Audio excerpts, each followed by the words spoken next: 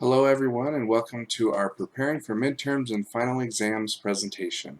My name is Brian Sneed and I'm one of the counselors at Counseling and Psychological Services. Before we get started, I'd like to talk to you a little bit about the Counseling Center and what we do.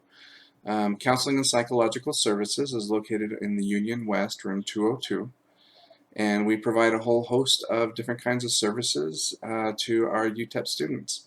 Of course, we offer counseling services such as individual, couples, and group counseling. We also provide career counseling for those that are trying to decide on a major or looking for a career that they want to go into. We also have an assessment program, so if students are concerned about possibly having ADHD, an emotional disability, or a learning disability and are wanting to investigate more and possibly receive accommodations from the university, we do the assessment for that. We also have a number of workshops that we provide in personal enrichment, in relationship building, in things like academic enhancement, like the program that we're doing here today. If you would like more information about the services that we provide, please go to our website at www.utep.edu/counsel, or you can go ahead and call us over the phone at 915-747-5302. So let's go ahead and start with the presentation. Today we're going to talk to you a little bit about how to prepare for midterms and final exams. And we're going to go over planning, reviewing, and test-taking strategies. So one of the things I think is really important is to recognize that in order to do well on your midterms and final exams, about 75% of what you're going to be doing is going to be preparing, for taking the exam. There are some tips and strategies for, taking the exam, and we also have a connected handout that you can use that goes over test taking strategies and things like that as well. But we're going to be talking about things that you can do before you take the exam, things that you can do just before, during, and then maybe some things after that you might want to consider. So those are the things that we're going to be going over today. Okay, before you even get to the final exam and get to taking it, you really want to start studying for your final exams a couple of weeks before the exam date. And the reason for that is whether you're taking a midterm or a final exam, you're going to be doing other things as well. You're going to have papers, you're going to have assignments, you're still going to be reading chapters. There are other things that you're required to do before you get to that exam time. And so what you want to do is start early so that you have enough time to incorporate study time for the midterm or the final exam before you get to that date and still be able to complete any assignments, homework assignments, those kinds of things as well. And so really I think it becomes important for you to organize your time and really get started a couple weeks before.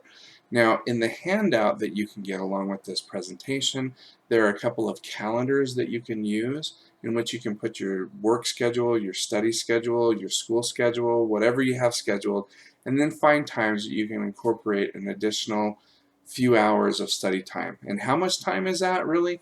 It's usually about 8 hours for every 3-credit class. So if you're taking a 4-credit class, maybe add an extra hour. If it's 2-credit class, take an hour or so off.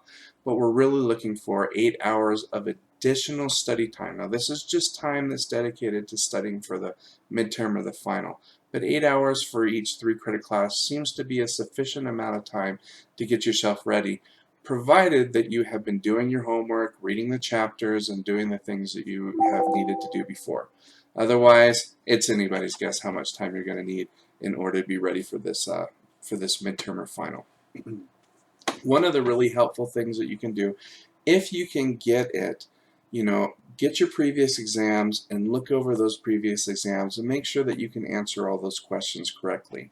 Now, you're not going to get this exact same questions in the exam, but you're probably going to get a variation of those types of questions. So if you're able to answer those questions correctly, then you have a much better chance of being able to, answer a similar question on the final exam. So if you can get access to your previous exams, now I know that not all professors provide that, but some of them do. But it's a really good way of studying and getting prepared, is making sure that anything, especially anything that you missed, that you go ahead and learn how to answer that correctly. Not just, which answer it is, but understand the principles behind why that answer is that way.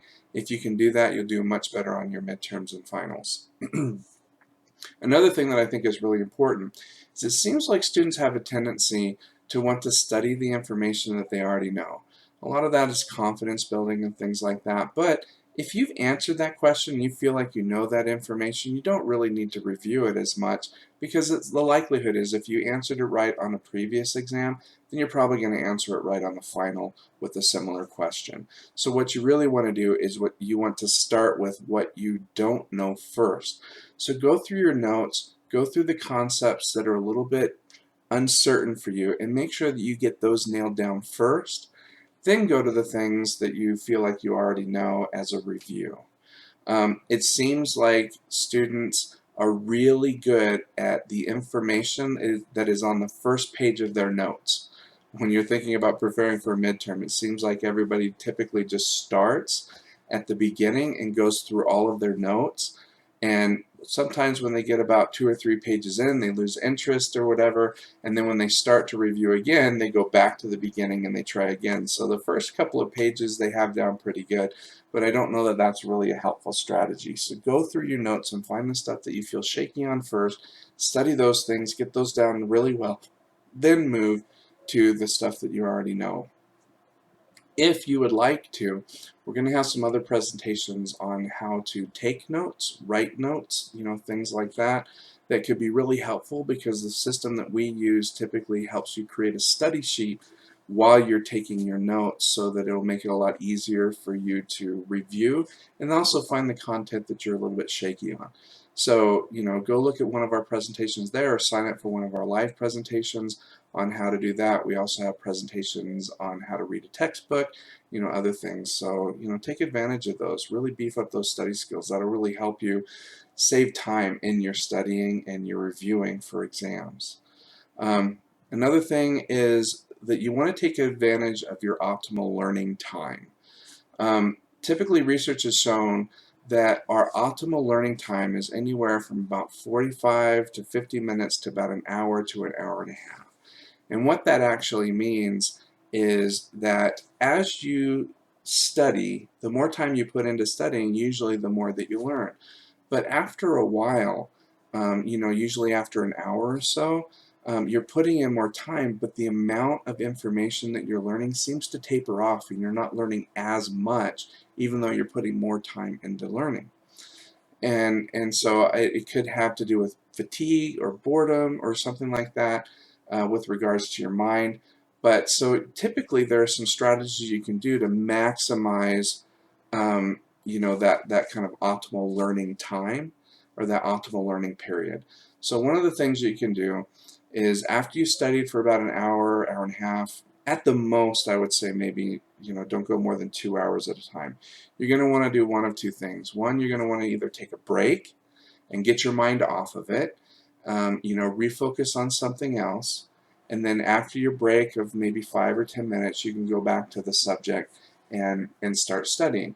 And that kind of gives your mind a chance to focus on something else, and things. Just make sure that that 5 or 10 minute break stays 5 or 10 minutes. Okay, I know sometimes we have a tendency to want to surf or check our social media, and then 3 hours later we realize, oh shoot, I have to continue to study here, and then that's a little bit too much time.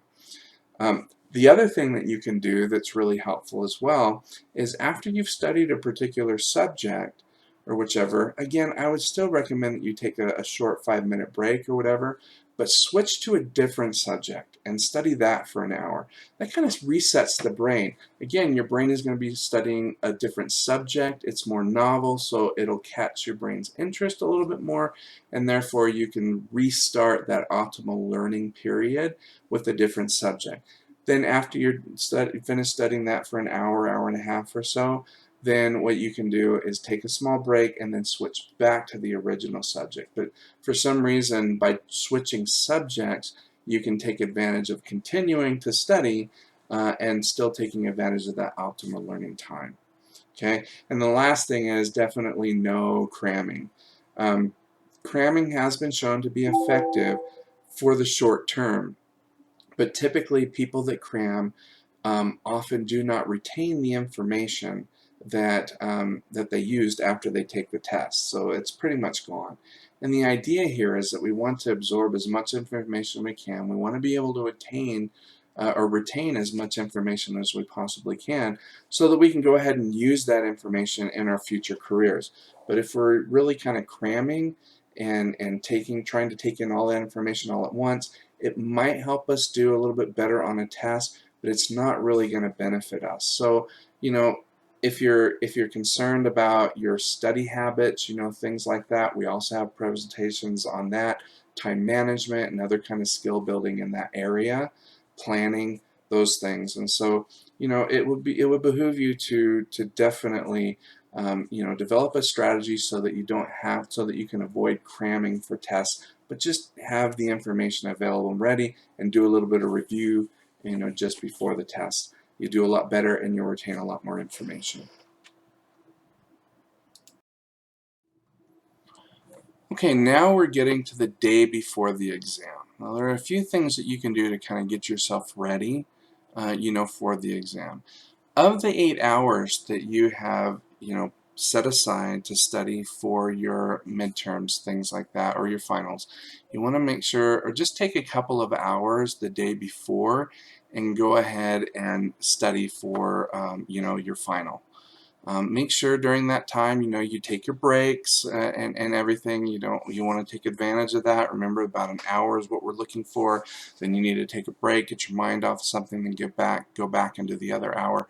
Or if you have a couple of exams that are coming that day, you can switch between those subjects for those 2 hours.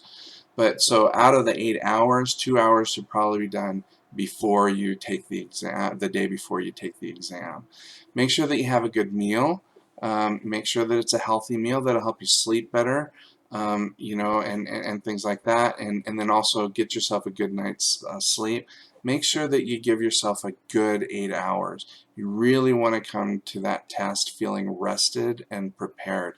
There have been studies that have shown that getting a good night's sleep, coming and doing, taking a test rested is much better than, studying into the wee hours of the night.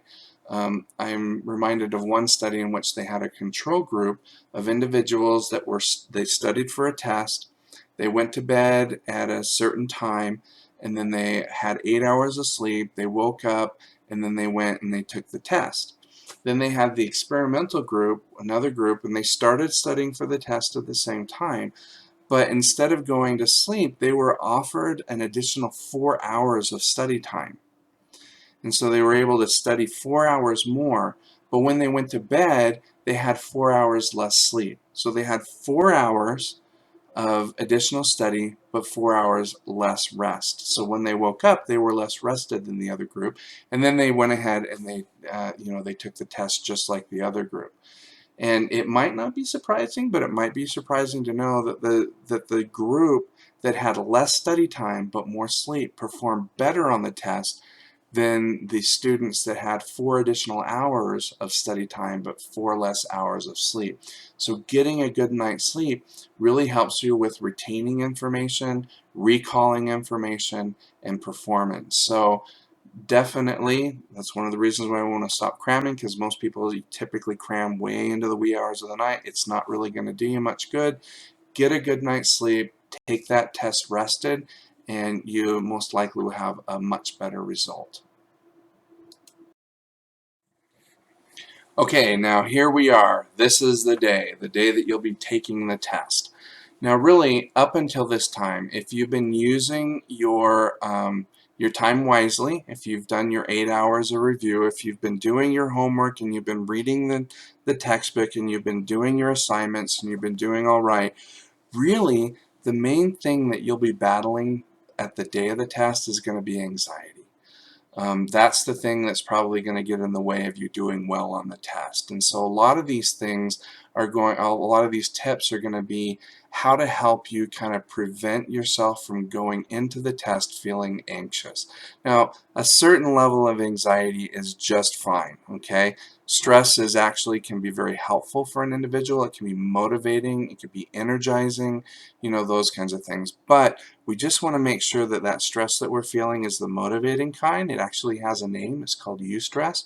We want to be able to maintain eustress, um, but stay away from what we call distress, because that's the debilitating stress. That's the stress that can, prevent us from doing well on the test and things like that. And we're going to talk a little bit about how to avoid that and stay in the eustress stage, so that we're motivated and that we can perform well. So having a little bit of stress, concerned about how you're going to do, all good. And that's what we want to do, because that will keep us motivated as we go into the test. So here are some things to think about. If you're going to study, the day of the test, make sure that you stop studying about an hour before the test. Okay, and this is more of an anxiety, prevention strategy, but it's also, they've kind of shown that if you really kind of go into a test right after studying, a lot of that information doesn't have time to store itself. But if you take a little bit of time, now this isn't something you're really conscious of, but you focus on something else, maybe some self-care, some relaxation, it gives your brain a chance in the background to take the new information from your short-term memory and store it in a good place in your long-term memory. And that's what you're wanting to do, is you want what will be the right word? You would want that information stored in an organized way so that you can pull it out later on the test more easily. Okay, so usually an hour before is good enough time to get that process taken care of.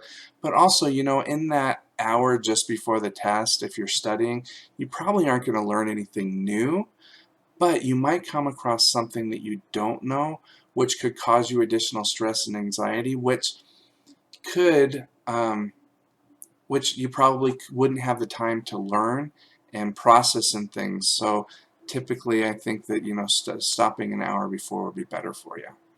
Make sure that you get to the class early so that you can, sit in your seat, take a moment to relax, get all your testing material out, get yourself ready, those kinds of things. Because again, you don't want to start the test in a state of high anxiety or distress.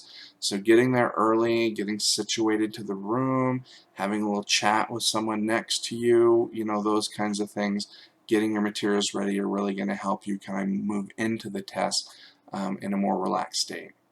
One of the things that I think is really important is don't talk about the test with other people. How everybody, before they go into the class, they're huddled around, they're chatting and talking about the test, and, oh, I wonder if this is going to be on it, I wonder if this is going to be on it, those kinds of things. Stay away from those kinds of conversations, because there might be a subject that they bring up that you realize, ooh, maybe I should have studied that a little bit better or whatever. Anxiety is contagious. I don't know if you've noticed this at home or things like that, but if you go home or you're at your apartment and you say hi to either your roommate or a family member and they're kind of like, ah, that tends to put you in a bad mood as well. And then all of a sudden the whole household is kind of, at each other. Anxiety, those kinds of feelings can be contagious. And so with, test anxiety, that's the same. So try to avoid those kinds of conversations. Have a conversation with someone, see how their day is going, find out, get to know that person a little bit better. Any subject other than the test, just to avoid that anxiety. And then when you first get the test, okay, a lot of people have that moment of, panic or whichever, which, is normal. Don't think that that's not normal. It is a normal thing. Just take a deep breath, relax, okay, say something positive to yourself. Remember, up to this point, if you've studied, previously, done your homework, you've taken your 8 hours, you're in a good place. Remind yourself that you're in a good place to do well in the test. Again, this is all about reducing anxiety and going into the test a little bit more, just in that eustress stage that's motivating and helpful, and not in the distress stage.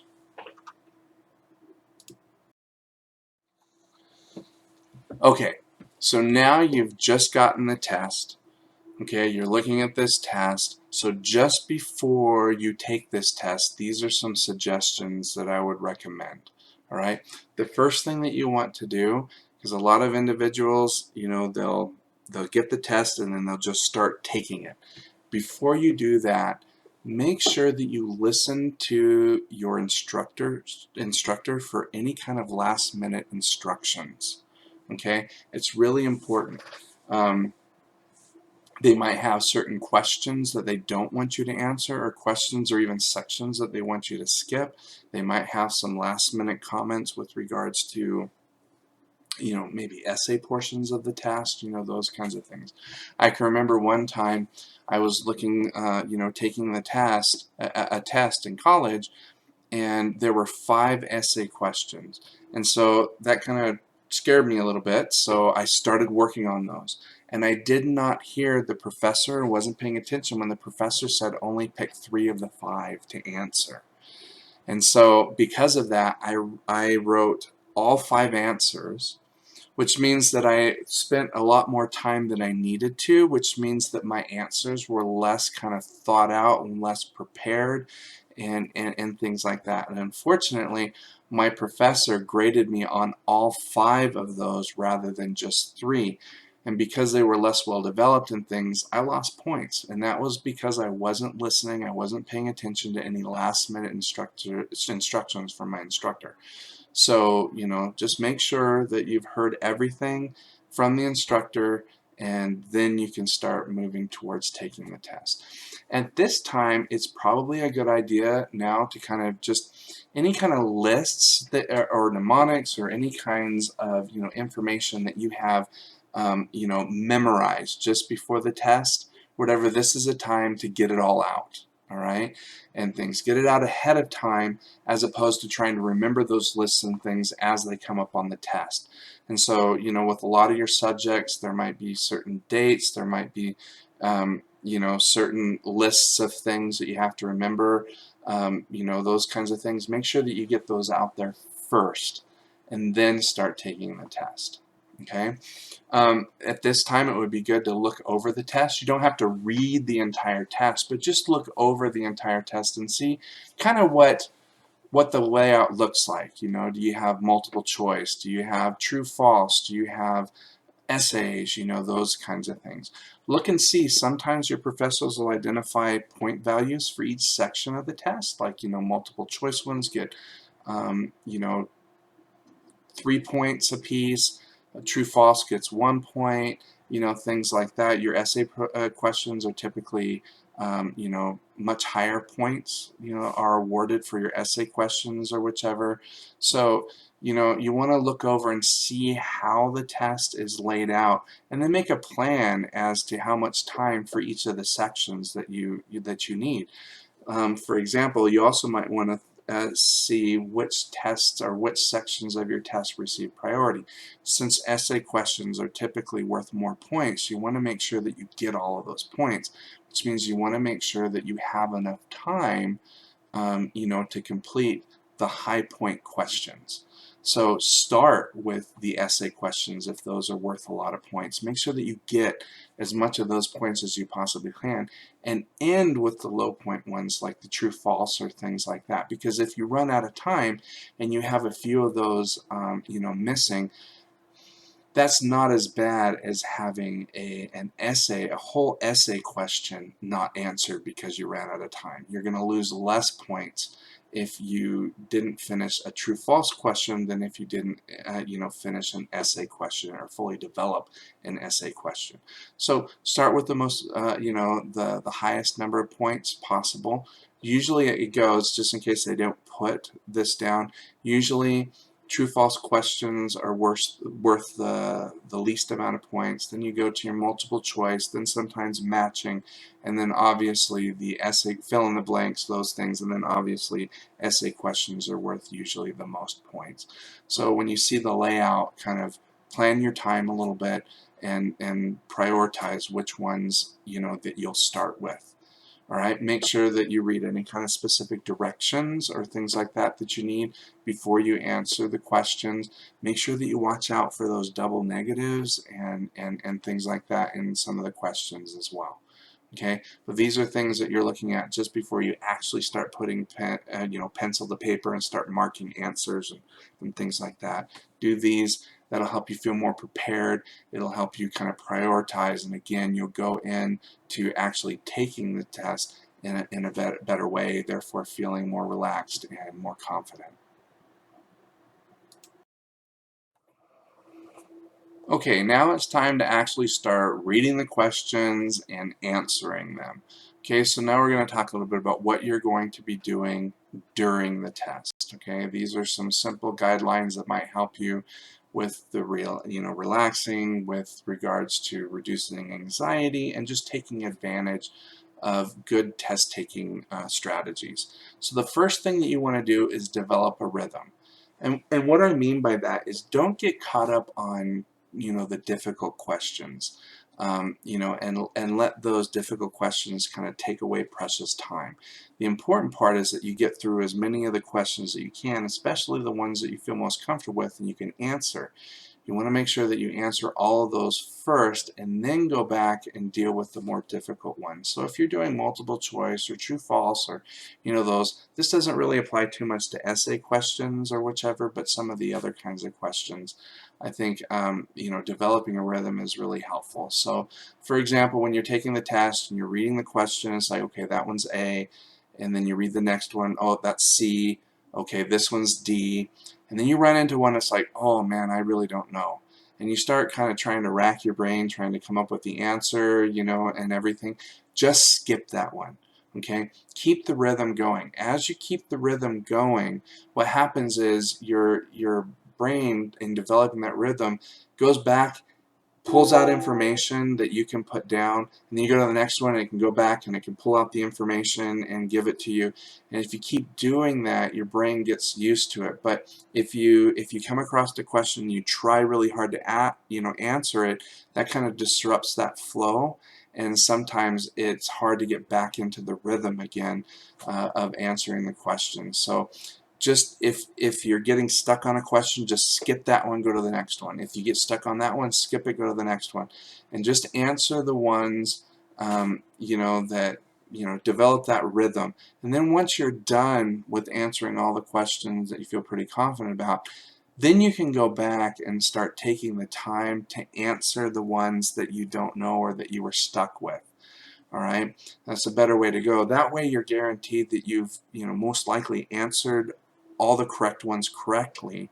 The ones that you're stumped on, the possibility of you getting it wrong or right is a little bit less, and so you want to make sure that you had enough time to answer all the ones that you were sure about first. Then go back to the ones that you're not sure about, spend the time, answer those questions, and things like that. But at least you didn't run out of time, and there's still being certain questions that you could have answered correctly but just didn't have time to do it.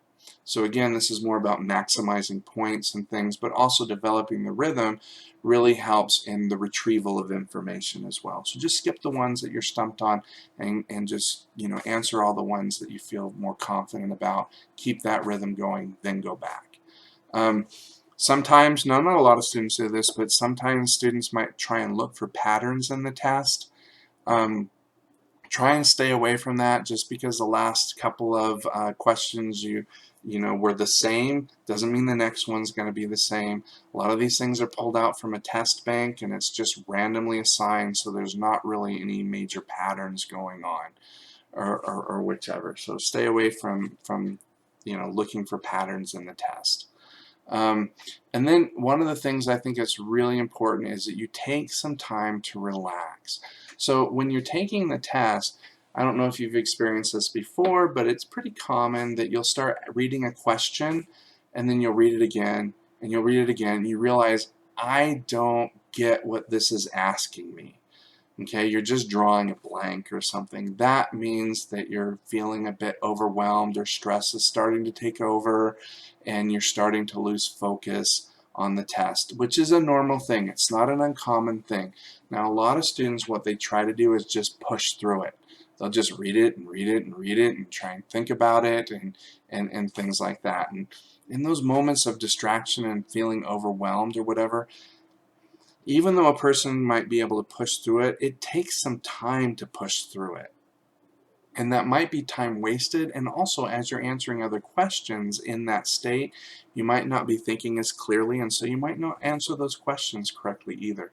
The better strategy, which is sometimes feels counterintuitive, is to stop what you're doing and take a couple minutes just to relax, just to refocus. Take some deep breaths, try and clear your mind, do a small relaxation exercise or something like that, which also you could learn at the counseling center or through some of these presentations that we have online. You're much better off taking 2 minutes to refocus and return to the test after 2 minutes than trying to push through and that taking you 10 minutes to get through it. Okay, so I know it's some kind of counterintuitive. You're thinking, oh, I'm wasting time by taking these 2 minutes, but in reality, by taking 2 minutes to refocus, you are saving yourself some time than trying to push through that state of non-focus or anxiety or things like that. So take a moment to relax. You might have to do it a couple times during a final, okay, but more advantageous to do that. And then finally, when you're finished, don't just turn it in, okay?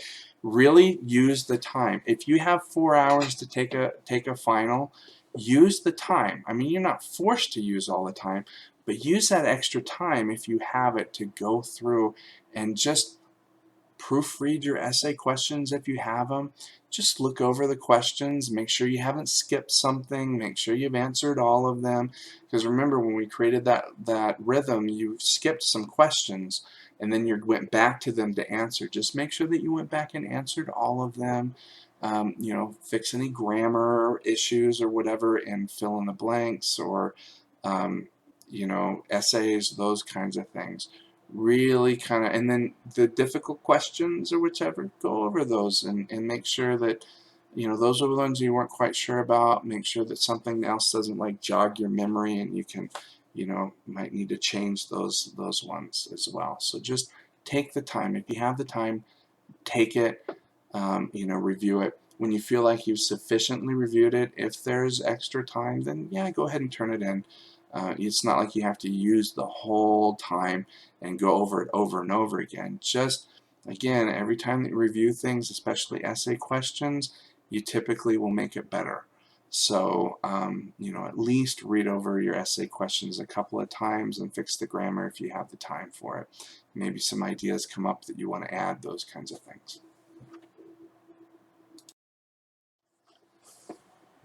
Okay, so that concludes our presentation for preparing for midterms and final exams. I hope that there was some information here that you were able to find, helpful. Remember that attached to this, you should be able to find a handout that has a lot of this information in it and also has those test-taking strategies that you might find useful. Again, if you have any questions or concerns, feel free to contact us at the Counseling Center. We'd love to be able to help you. If you'd like to learn more about what we do, again, go to our website, www.utep.edu/counsel, or again, give us a call if you have any questions. Again, my name is Brian Steed. I'm one of the counselors here at Counseling Psychological Services. Hope you enjoyed the presentation, and good luck on your midterm or final.